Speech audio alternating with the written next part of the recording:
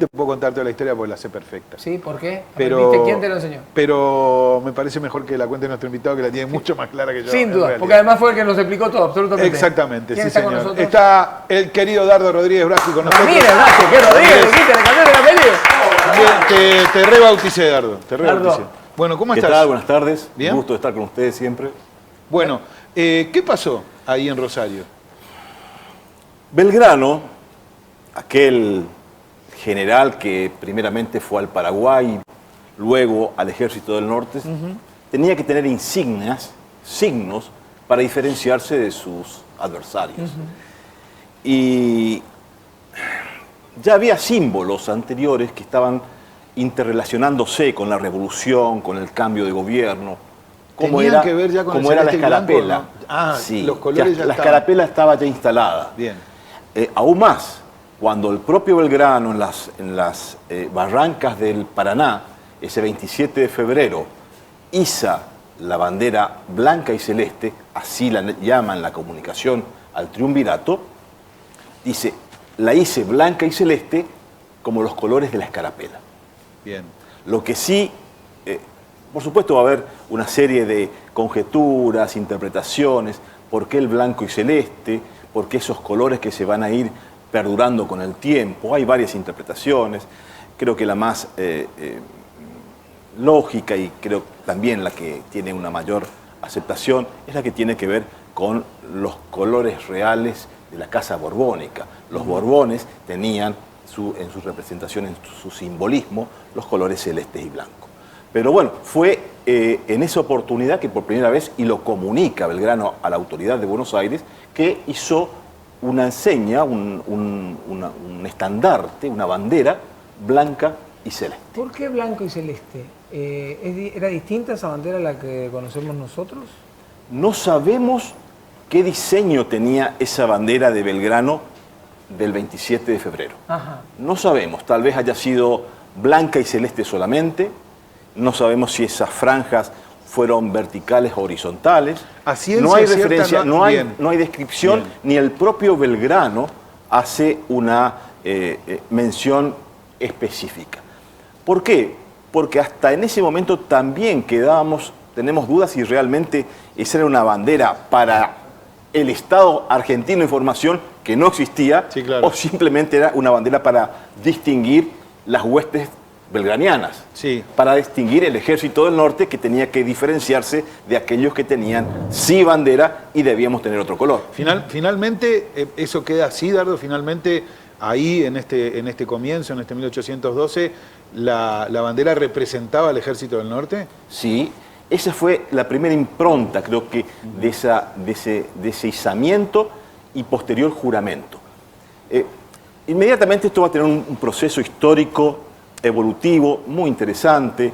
Al año siguiente, el propio Manuel Belgrano, en la misma expedición recordemos que este izamiento y juramento en la barranca del río Paraná va a ocurrir en 1812.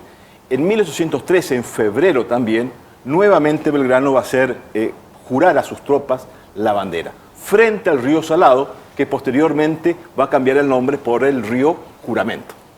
Después de la Revolución de Mayo, se instala en ese fragmento del río Salado que van a hacer en Salta y va a desembocar en el río Paraná, ese extenso río Salado. Hay un fragmento que se lo denomina río Juramento por esta acción de Belgrano. Un año después. Un año después, en febrero del año 13, que ya poco tiempo transcurrido, pero muchos cambios políticos acontecidos. Cuando abríamos el programa con Emilio y él recordaba esta efeméride, yo le decía, debe ser, más allá de que si lo contextualizamos parece que no, por lo menos en la actualidad, pero le decía, debe ser una de las fechas más importantes para la historia de la Argentina. Me dice, bueno, sí, está dentro de, pero en realidad si vos ves que es allí donde empiezan a hacer todo, la bandera como tal, digo, lo pasamos por alto. Creo que la gran mayoría de los habitantes de este país mucha memoria no tiene de lo que significa este... Claro, es como, a ver, para decirlo con otras palabras, es una fecha con poca prensa, digamos, sí, me parece, porque, sí. Porque obviamente recordamos a 1810, recordamos un montón de cosas, pero este día me parece que es trascendental. Es una y fecha, tal vez el del año que viene, el del año siguiente, digo, también, ¿no? Es una fecha, Emilio, emblemática. Y quiero rescatar dos cosas en este instante de la charla que tenemos. Primero, que esta bandera, este proceso de creación de una bandera, se va a consolidar después de mucho tiempo. Porque recién, en 1816, en el conocido, ya divulgado Congreso de Tucumán de 1816, donde se va a declarar la independencia, en ese Congreso sí oficialmente se va a establecer como bandera nacional la celeste, blanca y celeste, con el sol incásico en el centro. Luego, por supuesto, con los devenires que va a tener el país, la bandera nacional va a dejar de usarse porque se va a usar durante todo el proceso de la lucha por la independencia. Luego, en la década de 1820, la Argentina como tal no se va a concretar. Va a ser un puñado de provincias, que las provincias sí tendrán su propia bandera. Como no va a haber un Estado argentino que aglutine todo, no había una bandera argentina que aglutinaba todo. Había banderas de estados provinciales, la bandera de Corrientes, claro, 1821, que el Congreso de aquel año, el Congreso Constituyente, establece que la bandera de Corrientes va a ser celeste, blanca y celeste, como la del Congreso de Tucumán. Sin el sol, solamente con un triángulo agregado después que la diferenciase de los demás. Las banderas van a tener un rol determinante en el simbolismo, en la representación, en el signo de lo que representa uno. Y creo que las banderas cumplen un rol determinante en ese proceso identitario de los estados, llámese provincial o nacional. O nacional, claro.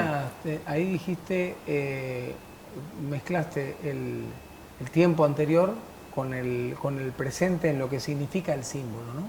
Dijiste, la bandera era de alguna manera lo que hoy significa. ¿Qué pasa hoy en la actualidad con los símbolos patrios? Los símbolos patrios son eso, símbolos, la simbología, la representación. Vemos la bandera argentina en cualquier punto del planeta y nos referimos a la Argentina. Es la representación de lo que somos, de una cultura, de un estado, de un pueblo, de una comunidad, de una forma de ser. Y esos símbolos requieren, al representar algo tan sublime como un pueblo y como una cultura, requieren cierto respeto. Yo no quiero Deben ser considerados como tal.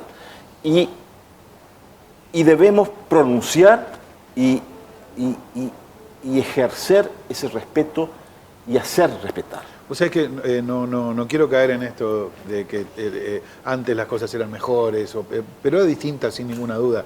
Es muy fácil encontrar un izamiento de la bandera hoy en colegios, aquí en nuestra plaza 25 de mayo. La gente ya no se detiene como antes, ¿no? La gente ya no para. Creo que generacionalmente es igual, ¿no? Sí, sí. O sea, las nuevas generaciones les cuesta más.